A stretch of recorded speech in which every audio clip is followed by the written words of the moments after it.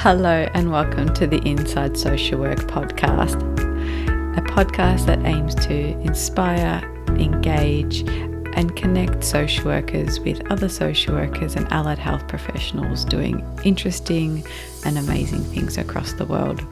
I'm your host, Marie Vakakis. Thank you for listening and I hope you enjoyed today's podcast episode.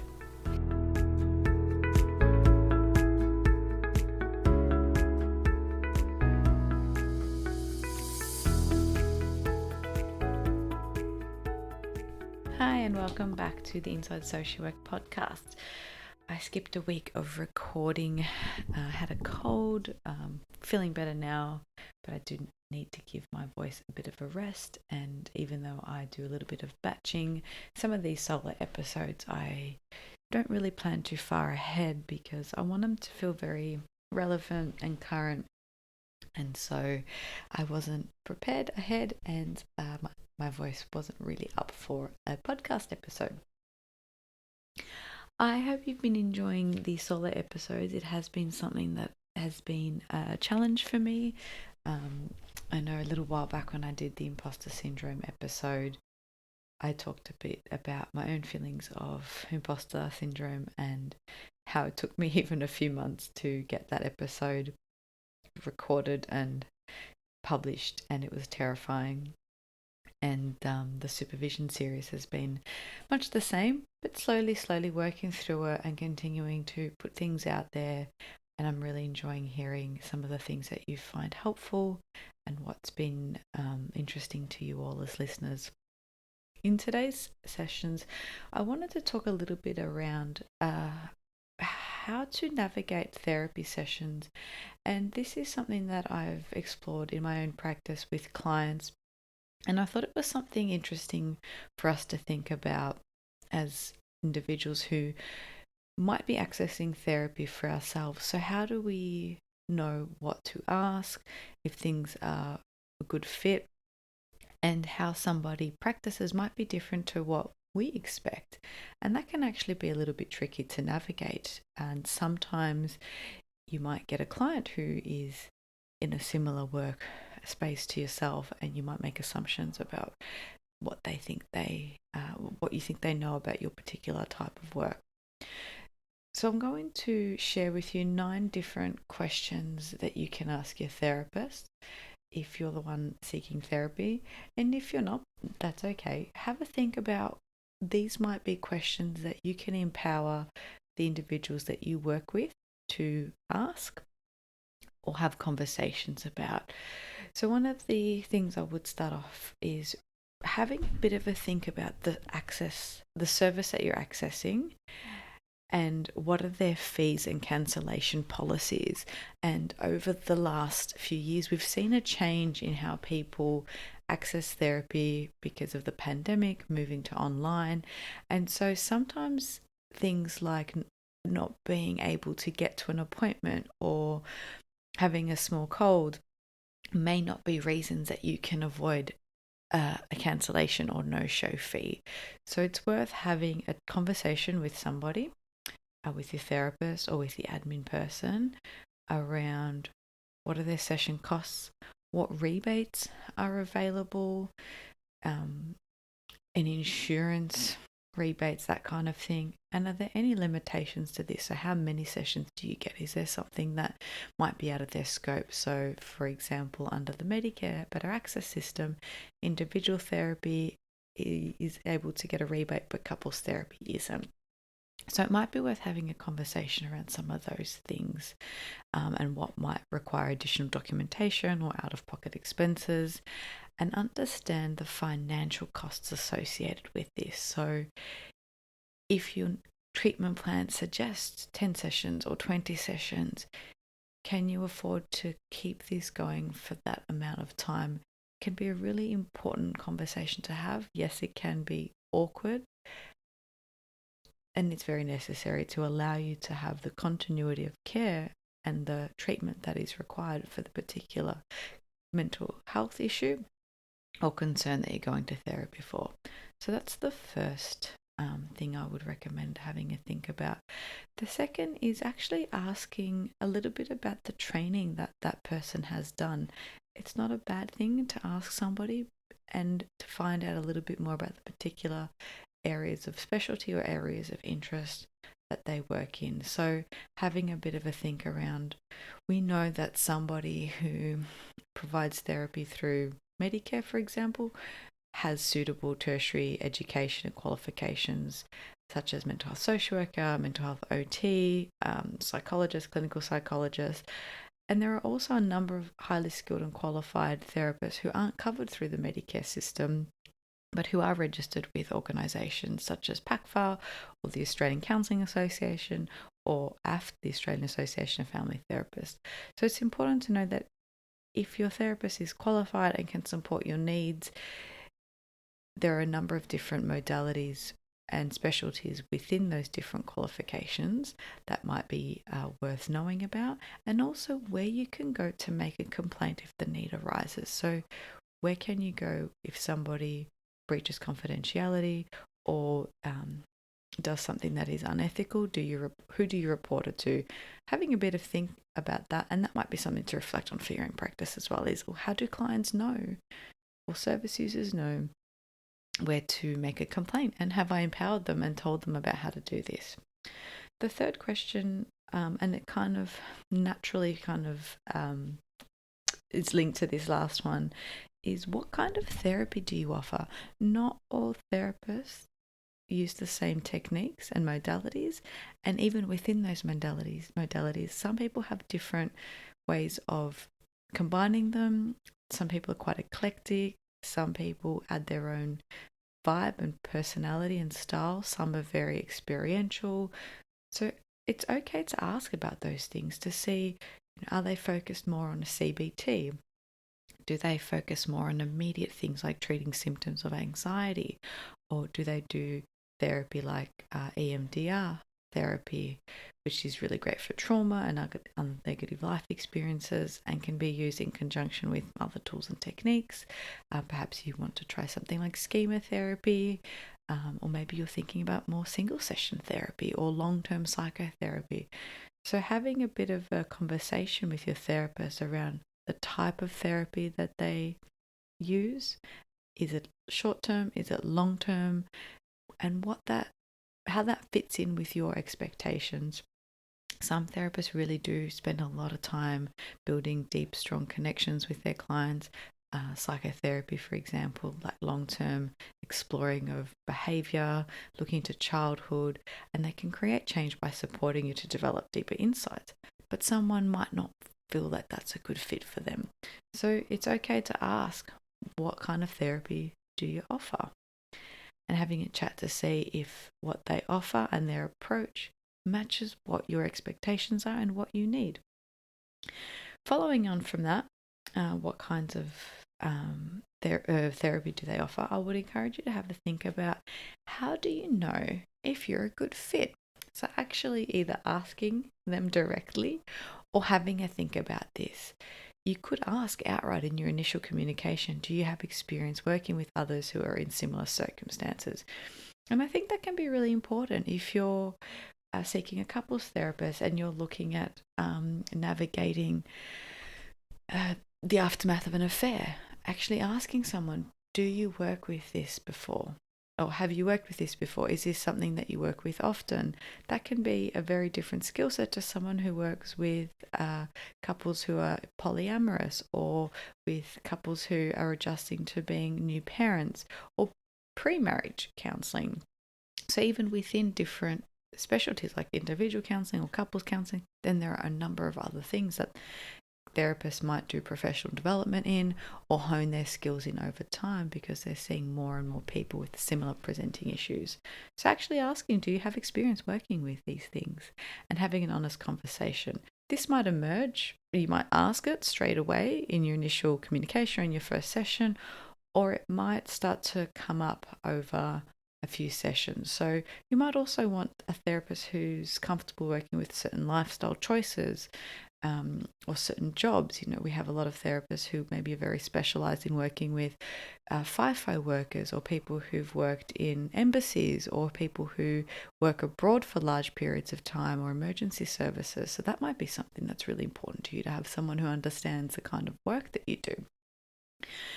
It could be religious or political ideologies, and it's okay to ask some of these questions. You need to find therapists you feel comfortable with, and to have these conversations, to be able to open up. So it's important to ask, or to feel comfortable to ask and explore, if they can support you with those issues and concerns that have brought you to therapy.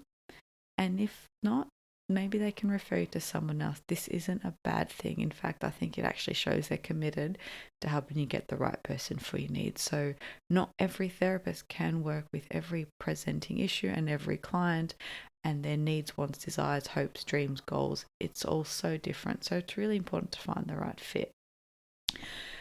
One of the other things I like to ask is, what will therapy look like moving forward? So once you've had a chance to discuss all the things I've already mentioned, having a chat with them about what's the plan moving forward? Is it twice weekly sessions? Is it weekly? Once a month? Is it a period of time where you maybe see them every week for 2 months and then you have a break? What does treatment look like? And have some clarity around this, and how to manage expectations, progress, and making sure you have the time and the finances to commit to this process.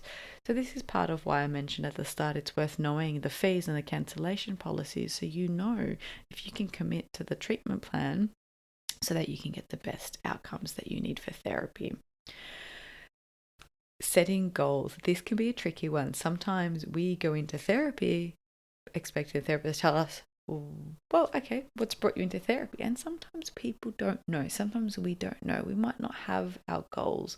So if the therapist asks you, what's brought you into therapy, or what would you like to get out of therapy, it's okay to say, I actually don't know. Maybe it's something we can work on together. These are the steps that led up to me reaching out for support, or these are some of the things I've struggled with in the past. I'm not exactly sure how it all fits in together. It's okay to ask, can you help me create some goals, so that you know if you're progressing, if things are working, if treatment plan feels like it is suitable for you. It's really important to know, what are you actually measuring and working towards? Because not every session is going to feel great, and not every session is going to be just a chit chat about what you've done that week. We want some direction and some intentionality behind what you're doing. The next few are pretty good to think about in terms of managing boundaries. So it can be hard when you're also a therapist yourself, perhaps, to not see someone as a peer. And so actually having a think about, what's the best way to contact them between sessions? Do they text? Do you leave messages with reception? Are they okay with emails being sent back and forth? How can you contact them if there is an emergency? Not so much that you need to call Lifeline or Kids Helpline or go to hospital, but do they have spaces for sort of emergency sessions? How can you reach them in between sessions, and what is the communication like? And that can vary for different people depending on their own preferences, and perhaps the style of therapy that they use, or any administration, reception sort of considerations there as well. 2 more to think about. The second last one I want you to have a think about is asking, what can you do in between sessions? And I think therapy is not just in the sessions, and to get the most out of these, you need to do the work. And I do that in air quotes because that looks different for everybody, but you need to do the work outside the sessions. And I like to think about, personal training as an example here. Is in between PT sessions, you need to maybe look at your eating plan, what you're eating, your nutrition, your sleep. You stick to that plan. You might keep exercising, doing stretches. If you have an injury, you might be working on rehabilitation for that. So therapy is work, and the work looks different to different people.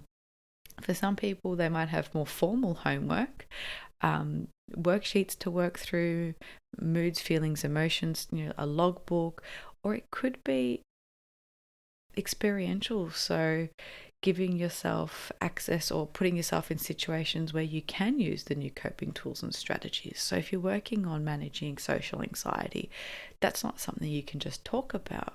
You need to start exposing yourself to situations that create some anxiety and then implement the coping strategies. For some people, it's journaling, reflecting, stretching out of their comfort zone, reading books, resources, listening to podcasts. So you should be able to find homework that fits for you and absolutely ask your therapist, what can I do in between sessions? How can I make this suitable for me? And then with your learning preferences and your lifestyle. So if you know that you're not going to read a book back to, cover to end, back to front, whatever the phrase is, then maybe if they recommend you a book, they say, look, I really struggle reading. Do you have a blog post or a podcast episode? Or maybe you can find it as an audio book. If you hate listening to podcasts and you want some fact sheets or tip sheets, then maybe ask for that. If someone has suggested journaling, but you get stuck and you think, I don't actually know, what am I supposed to be writing down? What am I journaling? Is this like, dear diary, today I had a ham and cheese sandwich for lunch. Like, what do I write? Maybe you can ask for some journaling prompts or some ideas of how to best use that time if you've only got a few moments each day. So having a think about what you can do between sessions and what your work, air quotes, work looks like can be a really helpful one. And the last one is having a think about asking them, how do you think I'm doing? Can we have a bit of maybe you have a recap where every few sessions you might say, how do you think I'm going? Am I working on the right things?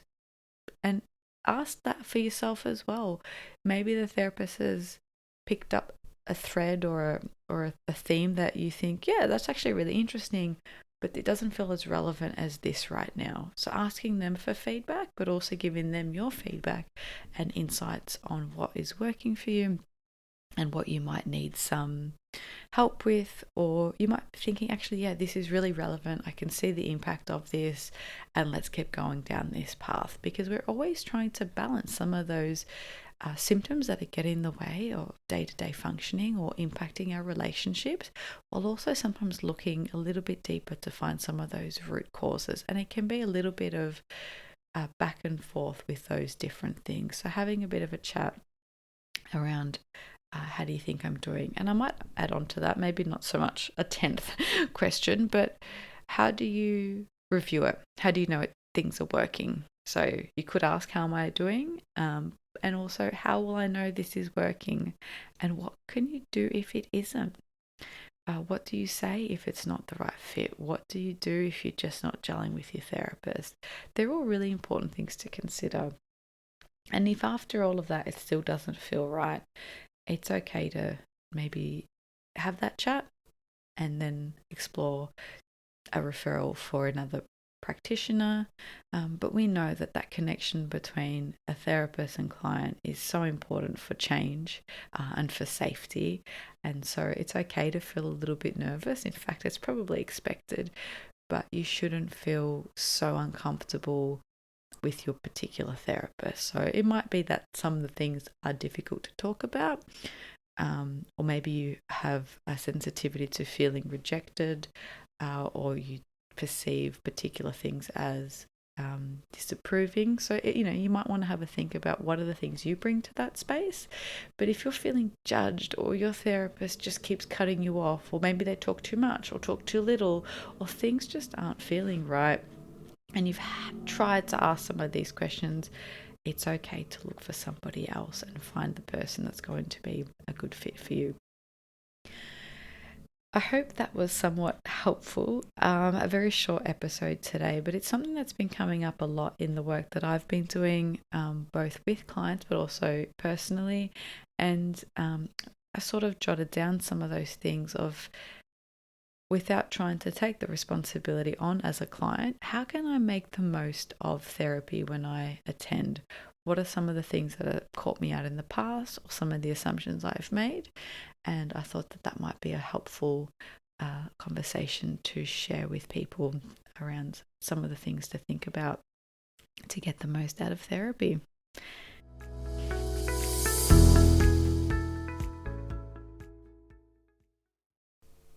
Before we wrap up, I wanted to pop in and talk a little bit about some of the training and workshops that I am running.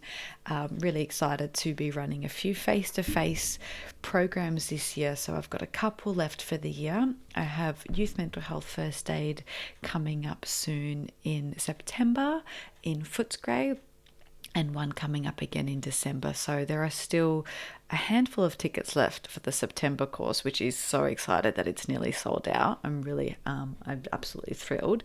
And I have an online version running in October. So this is one that you can access from anywhere in Australia.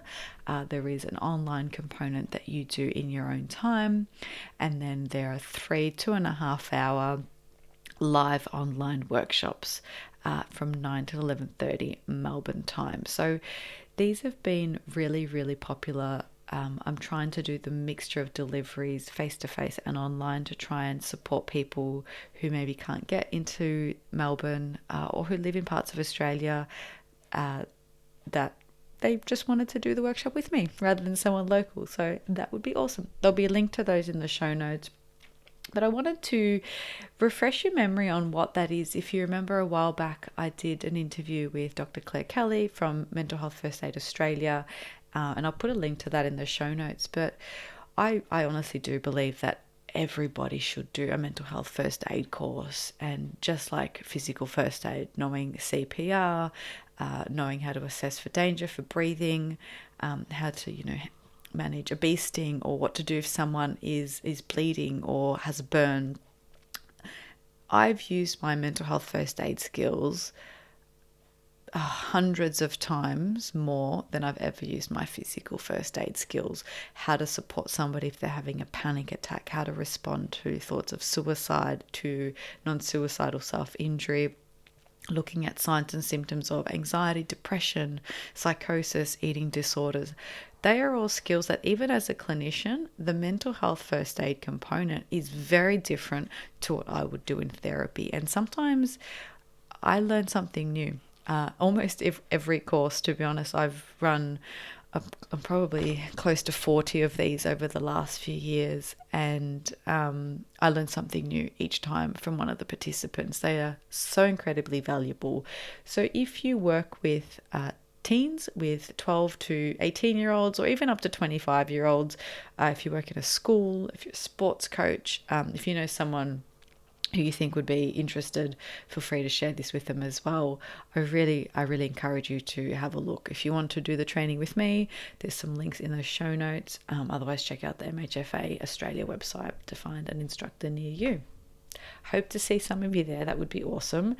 And if you work in schools, I've also got my supervision group running for school social workers and school counsellors. So that is one of the areas I'm particularly passionate about and support as much as I can. It can be a very isolating role, being an allied health professional in a school setting with a lot of teachers who are wonderful, and I love working with teachers.